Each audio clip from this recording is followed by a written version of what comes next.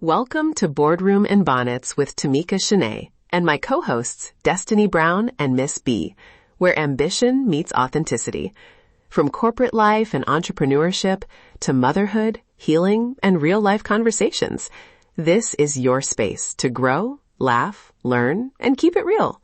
So grab your coffee or your bonnet and let's get into it. 2 years ago, I accepted a role that looked perfect on paper, and 3 months in, I realized I'd traded pieces of myself for a title. I remember sitting in the car, bonnet on, crying into a travel mug, and thinking, how did I let ambition dull my edges? Today, we ask the question that started this journey. How do we pivot without losing ourselves? I love that image, Tamika. The bonnet and the travel mug. For me, the pivot came after my second baby. I wanted challenge, but I needed presence. That tension is real, and that's what we're unpacking today. Identity, strategy, capacity. And I'll add, reinvention isn't a single event. It's a sequence of choices, calm decisions, not panic moves. Today, we give a 3-part framework that's practical and humane. Identity, strategy, capacity. Promise and framework.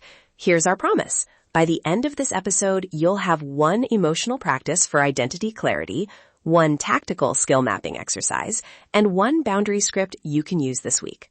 The framework: identity, who are you beyond job titles; strategy, how to map and move; capacity, how to protect the bandwidth you need. Ready? Let's start with identity. Point 1. Identity work. Reinvention digs up grief and joy. A big first step is a 15-minute values inventory. Pick 5 moments in your life you felt most alive and write what those moments shared. Are you showing up as a creator, a caregiver, a connector? That pattern points to identity anchors. When I coach executives, we use a storytelling test. Tell the last 3 roles you had as a single sentence story each, then ask, which sentence still sounds like me? The parts that feel foreign are often expectations you adopted. Reclaim the lines that feel true. I want to give listeners a quick breathing prompt to steady those emotions before we continue.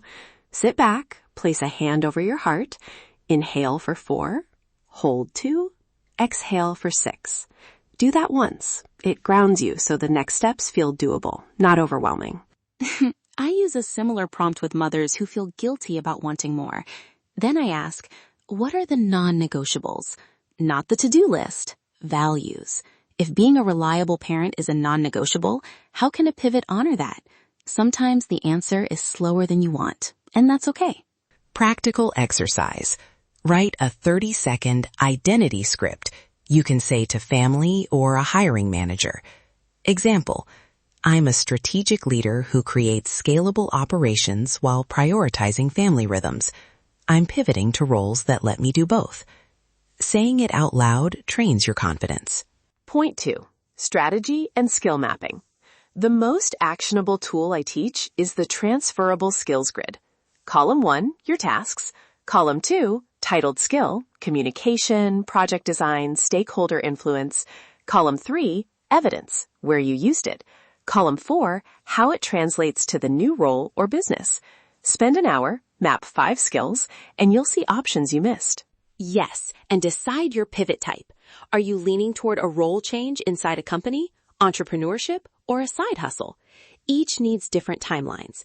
Internal pivot might take 3 to 6 months of visibility and relationship building. Entrepreneurship often begins as a side hustle and scales over 6 to 18 months. Know your horizon. Create a 6-month playbook with milestones. Month 1, skill mapping and conversations. Month 2, experiments, freelance projects or stretch tasks. Month 3, financial buffer planning. Month 4 to 6, scale experiments, negotiate flexible terms, or formalize the new role. Track 1 KPI each month: clarity, pipeline, income, or time balance. This keeps momentum measurable. Quick example from my playbook. I scheduled 2 coffee conversations a week with people doing the work I wanted. Those chats turned into a pilot consulting project in month 2, which paid for the childcare I needed to take bigger meetings in month 4. It wasn't magic. It was deliberate steps. Point 3. Capacity and boundaries. This is the part where motherhood asks for real logistics. I learned to script a daily handoff. I need one focused hour from 9 to 10 for calls. During that time, you get screen-free play. Use simple scripts with caregivers and partners. If you're returning to an employer, a clear proposal with outcomes and hours is often more persuasive than emotional appeals. I can deliver X, Y, Z in a 32-hour week if we shift core meetings to 3 days and allow 2 asynchronous check-ins. Lead with outcomes, not hours. That reframes the ask as a productivity solution, which stakeholders respect. Delegation tactics. List everything you do in a week, then mark tasks to delegate, automate, or drop. Often 20% of tasks steal 60% of your energy. Outsource the low-value items first. Grocery delivery, laundry service, a VA for calendar triage, and you free up creative bandwidth for the pivot. Delegate to elevate. I say that to my mom friends. Also, let your kids see the work. When my eldest saw me take a client call from the kitchen table, she started cheering for my projects. That visibility reduces secret guilt and builds family buy-in. A boundary to try this week.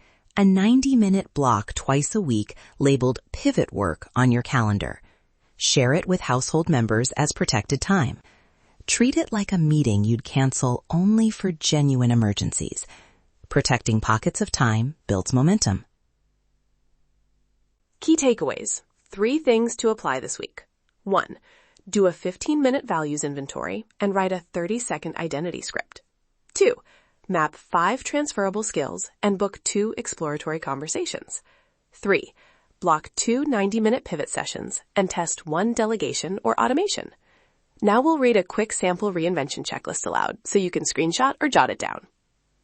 Sample checklist. 1. Values inventory. 15 minutes. 2. Identity script. 30 seconds. 3. Transferable skills grid. 60 minutes. 4. 2 coffee conversations. Schedule them. 5. Financial buffer target. 1 month saved or monetized pilot. 6. 2 90-minute pivot blocks. Add to calendar. 1. 1 delegation test. Outsource 1 household task. Start with step 1 this week. And a gentle reminder, reinvention is an iterative process. You may course correct, and that's progress, not failure. Keep a short log of wins and learnings each week. It will quiet the inner critic. Recap and CTA. We believe you can be polished in the boardroom and protected in the bonnet. If this episode landed for you, subscribe to Boardroom and Bonnets so you never miss these conversations. Share this episode with another powerhouse woman who's reinventing. It might be the spark she needs. And we want your stories. Send us a voice note about a pivot you're planning or a boundary that helped you. I can't wait to hear those voice notes. We'll read a few in future episodes. Real stories, real strategy. Polished in the boardroom, protected in the bonnet. Thanks for listening. Be brave in your next step. Even small moves compound. Polished in the boardroom, protected in the bonnet. Thanks for tuning in to Boardroom and Bonnets. Be sure to subscribe, leave a review, and share this episode with another powerhouse woman.